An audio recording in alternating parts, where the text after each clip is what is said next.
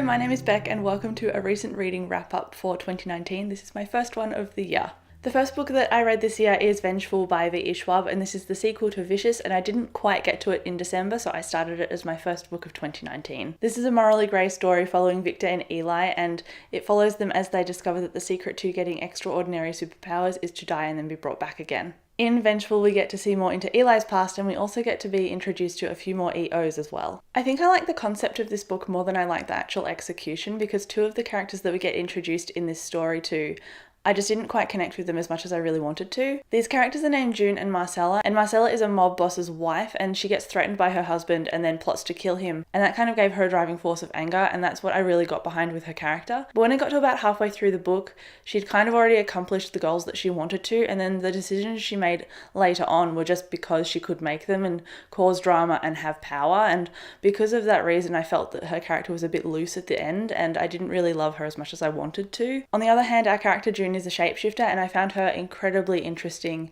and very unique. But when she ran into a few of the characters from Vicious that we are following and we love in this book as well, she kind of made decisions that I didn't really understand, because she seems like such an aloof character that doesn't really care about things, but then she seemed to be invested in a few of our main characters, and I didn't understand the reason why, except to make it convenient for the plot. But those are basically my main two gripes with this book. Apart from that, I did really enjoy it. The ending did feel a little bit easy and convenient, unfortunately, but I also didn't predict it, and I've predicted 3 of Victoria Schwab's past books, so I'm glad that I didn't see the ending in this one coming. It also seemed to conclude with the potential for a revisit, and I'm not really sure how I feel about that, which is why I couldn't quite give it 5 stars, but I ended up giving it a 4 out of 5 instead. The next book that I ended up finishing was Arch Enemies by Marissa Meyer, and this is the second book in her Renegade series. I can't really tell you what this one is about because it is the sequel, and there is a third book coming as well, but our main character in Renegades is named Nova McLean. When Nova was about 6 years old, her family was murdered, and despite calling for the Renegades, which are the heroes in this dystopian-esque kind of world,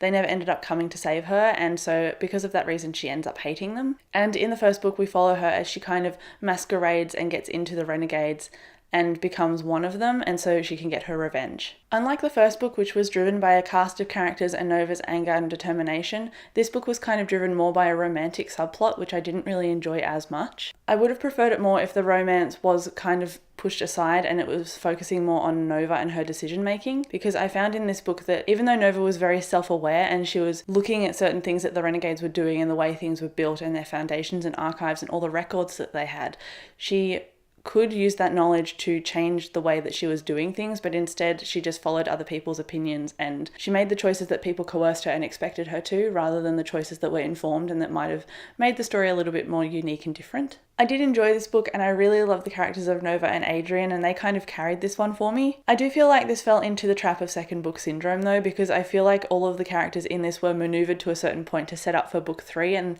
the tensions were increased for that reason, rather than the characters developed in a way that would lead into a unique premise for book 3. It just kind of strengthened the tensions that were already there, which didn't seem very necessary if they were already pre-existing. I did end up giving this a 4 out of 5 stars, although I'm not quite sure about that rating. It wasn't quite a 3 and it definitely wasn't a 5, so I didn't really know how to rate it. Next up on audiobook, I finished This Mortal Coil by Emily Suveda, and I also went to a book launch for this as well as book 2, and I'll leave a link to that vlog in the description below because I'm really proud of it, and it captured a bit of footage from Amy Kaufman and Emily Suveda doing a Q&A at the launch as well. This is a young adult apocalyptic science fiction book, and it follows our main character Kat, and this leads more into genetics and technology rather than the zombie virus itself. The first few scenes in this book absolutely blew my mind, and I loved that Kat was facing this zombie virus and the outbreak itself on her own for 2 years. She's on her own because previously with her father she was fighting the outbreak with him and trying to survive, but this organisation called Cartaxis found him, tracked him down and kidnapped him so he could develop a vaccine for the zombie outbreak. He's a lead geneticist and Kat was kind of following in his footsteps. While the plot of this one did really surprise me and the action scenes were really detailed and thought out, unfortunately this kind of relied on a romance to drive the plot forward at certain times. It really frustrated me though that Kat, despite surviving on her own for 2 years by herself, was now visited by this guy who was literally designed to protect her. And by literally designed to protect her, I don't mean that he's literally written that way on purpose to protect her. I mean that in this world, characters have panels implanted in their forearms and they can input code directly into their DNA. So he's literally been designed to protect this main character. This character is a real standalone character, but he has this coding in him that he can't control that makes him protect her, so he can't leave at the same time even though he wants to.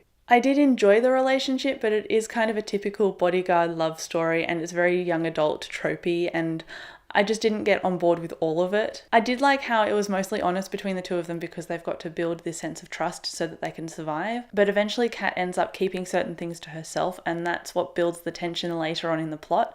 And I really don't like this miscommunication trope because I feel like if you trust that character, you're going to need to tell them everything so both of you can survive together.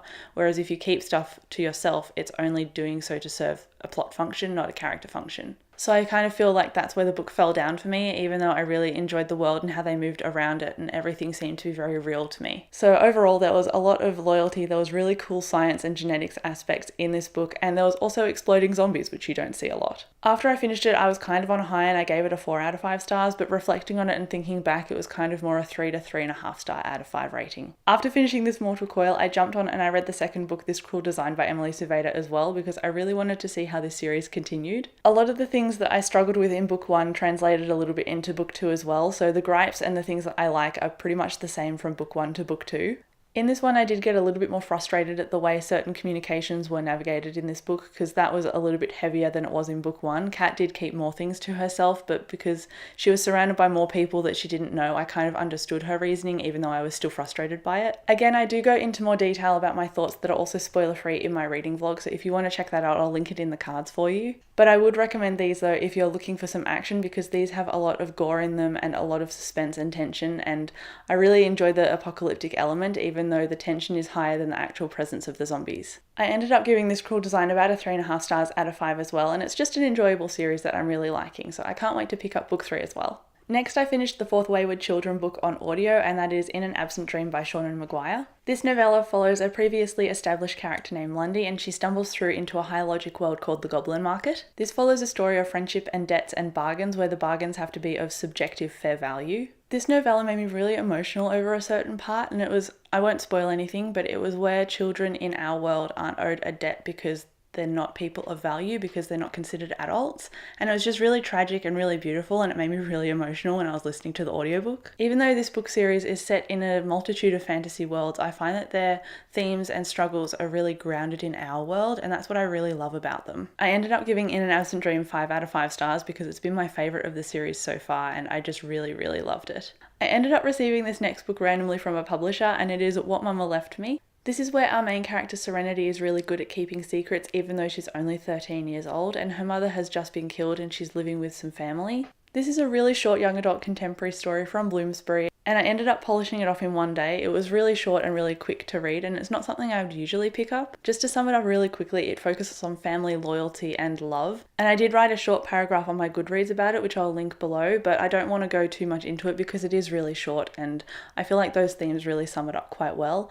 I did give it a 3 out of 5 stars. I did quite enjoy this book, but I didn't love it, and it's not a new favourite or anything, but I would recommend it if you're looking to read a short contemporary book. The next book that I read is actually an audiobook, and it's called The Shadow of the Fox by Julie Kagawa, and this was pitched to me as an anime that has been novelized, so I just had to pick it up as soon as I could. It follows a girl who is a kitsune, which is a fox demon, and she's living at this temple with a family of monks when suddenly demons attack and kill everybody, and the monk that she is training under reveals to her that he has a scroll and it is sacred, and it is her job to take it and keep it safe and go to another temple and find this monk to find out what to do with it and how to connect it to the other piece of the scroll. So already it sounds very anime, and there's also a shinobi warrior and he has a demon sword and he's hunting for this scroll as well, so you can already see the anime elements that are making a play in this story. Just by accident, these two characters end up colliding at the actual temple, and the kitsune kind of convinces the shinobi to go on this adventure with her to the temple, but he doesn't realize that she has the scroll the entire time and she's trying to keep the scroll from him the entire time. I don't really want to get too much into the plot because it really kind of unravels as an adventure story, and I like that it kept me surprised as we kept going through because I never knew what the characters would run into next. I did love the magic system in this, and I really loved the random demons that we got to see, and I love the character development between the two main characters as well. What did annoy me was a really minor thing, and it was just the random exclamations of Japanese, which may sound a bit stupid because it's supposed to be a Japanese novelization, but the reason I found it frustrating was because when a character would make an exclamation in Japanese, it would be followed up straight away by the English in the same sentence, not in their head or anything. And so when I was listening to that audiobook, that kind of took me out of the story, mostly because I've recently been to Japan, so all of the little exclamations I kind of knew what they already meant. So it might not do that for the regular reader, but because I watch a lot of anime and and I've also traveled to Japan as well. I noticed it a lot heavier than I usually would have, and so it kind of took me out of the story. The honorifics for the names like Chan or Kun or San, they were absolutely fine, but when a character said ano instead of and then followed it up again straight with it just didn't really flow for me. Another example is Sugoi, which is awesome. When our Kitsune character was really awed by sword fighting, for example, she'd be like Sugoi and then awesome, and you were just like, okay, but you're repeating yourself, and it kind of takes away from the realism of the situation. And even though anime is very dramatic in itself, I don't know, it just didn't really sit with me and I didn't really believe it. Sometimes I did also wonder about the pace of this because our main characters kind of kept stumbling onto stuff to do in their quest to get to the temple with the scroll, and it kind of distracted a little bit from the story, and I didn't really mind, but I did kind of notice it, like, okay, are we going to get a little bit further than this? Is it going to speed up? But the characters and their tension and the plot kind of hooked me and kept me there and made me stay, so I was interested in what the story was doing overall. This is definitely the first book, at least judging by the ending, so I'm really keen to get invested in the second book when that eventually comes out as well, and I ended up giving this around a 4 out of 5 stars. And the last book in this reading wrap-up is The Book Thief by Marcus Zusak. This was on my quarterly TBR video, and I did definitely finish it this month, and I'm very excited that I finished it because it has been on my reading pile for 7 years, and I'm not exaggerating. This is a historical fiction. It is narrated by Death, and it's set in the backdrop of World War II, and it follows our main character Liesel, who is a 9-year-old girl all the way up until when she was 14, and then when she gets older than that. And it's about her surviving in a foster family and seeing the effects that war has on the people that she loves. Obviously, since this is narrated by Death, it's not a very happy-go-lucky story. Liesel is our book thief and she steals books, and the reason that this is narrated by Death is because he finds her journal and he ends up telling her story for her, and he tells the story of all the people around her as well. So I found this to be a really unique and interesting take on historical fiction, which is a genre that I don't usually reach for. I ended up giving this book a 4 out of 5 stars, which I'm really not sure about because obviously historical fiction, like I've said, isn't really the genre I reach for, so it was that combined with the fact that this was hyped up a lot to make me think that I would be bawling my eyes out at the end, and that really wasn't the case. I did get sad, but I wasn't crying buckets of water out of my eyes. I was listening to this on audiobook and I did finish it in public at a train station, so I was holding back tears, but I didn't actually cry. I did read The Bridge of Clay, which is Marcus Zusak's other book, and I didn't like that as much as I liked this one. So I do really enjoy his writing. It's very whimsical, it's very human, and it's very relatable, and it did leave its impact on me, so I did really enjoy The Book Thief. And there you go, those are the 8 books that I've read so far this year. I was going to wait until I had read about 10 books at the start of the year, but with the Contemporary-a-thon Readathon coming up, I thought I'd just do a wrap up really quickly before that started, so that's why I've made this video now. If you've read any of these books, please let me know in the comments down below. I would love to hear from you. Thank you so much for watching this video, and I'll catch you in my next one. Bye!